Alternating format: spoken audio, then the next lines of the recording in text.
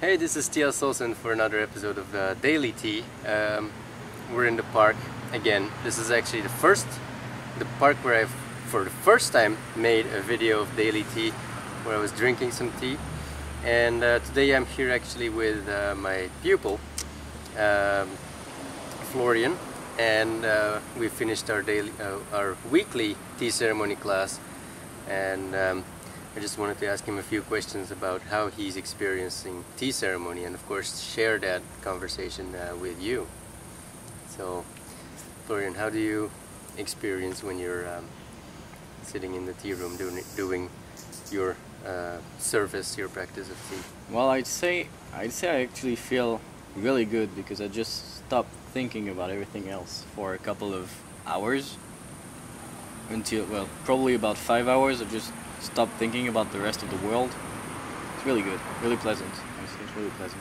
So you'd say there's a little bit of a meditational side to practicing tea ceremony? Well, my level of practicing tea ceremony is not good enough, so I cannot just stop thinking about what I'm doing. I need to constantly think about what I need to do next.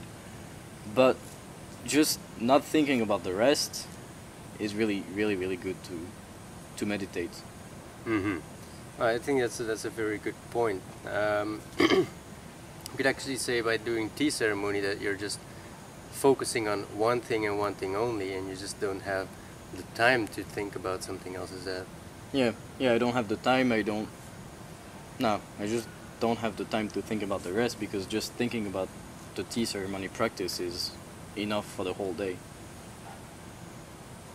And that's pretty much, well, what makes it so relaxing, because you only get to focus on one thing and one thing only. That's the same with a lot of other Japanese arts, Sure. martial arts as well.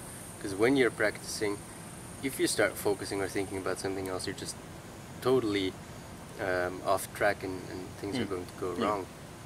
Yeah, that's what I felt when I was doing kendo, that just after being physically exhausted, mentally exhausted, just a couple of seconds, a couple of minutes, even 10 seconds feel like an eternity of just not thinking about the rest, and you just forget about everything. And the mind is just empty. And it feels really good.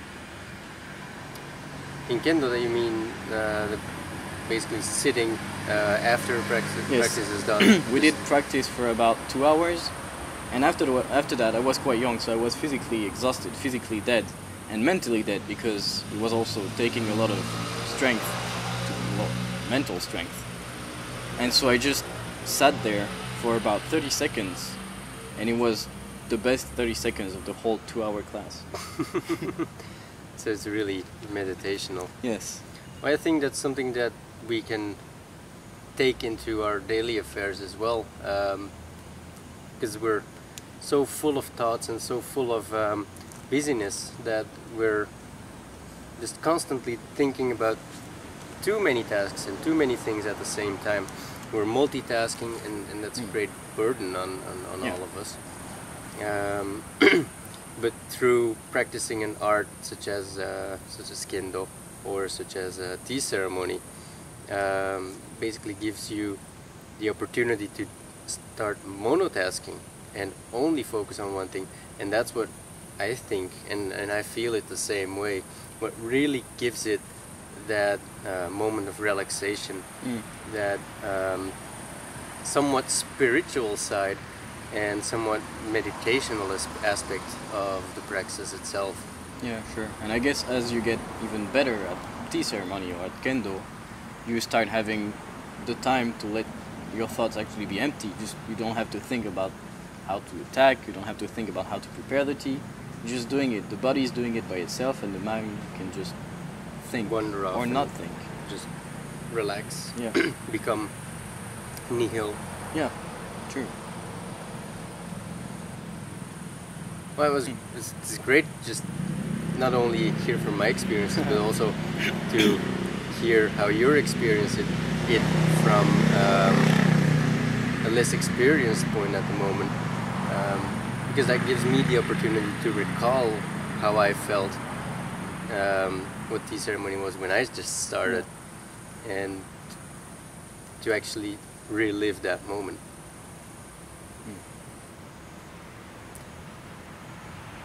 It was great Great. hearing your experience.